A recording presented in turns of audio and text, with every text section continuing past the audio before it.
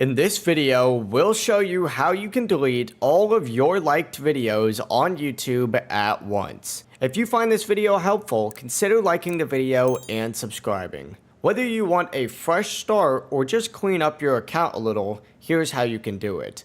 Firstly, tap Library at the bottom right of the YouTube app. Go to the Playlist section and hit View All. Open the Liked Videos playlist. If you want to remove individual videos, tap the three dots next to a video and select Remove from Liked Videos. For deleting all liked videos at once, go back to the library page and tap on the gear icon, aka Settings, in the top right. Choose Manage All History and tap Interactions on this page and then select Video Likes and Dislikes. From here, you can remove videos one by tapping the X next to them, or you can tap the three dots in the top right and select Delete All. You just need to confirm your choice to permanently remove all liked videos, and that is it. Make sure to leave a like and subscribe if this helped you out.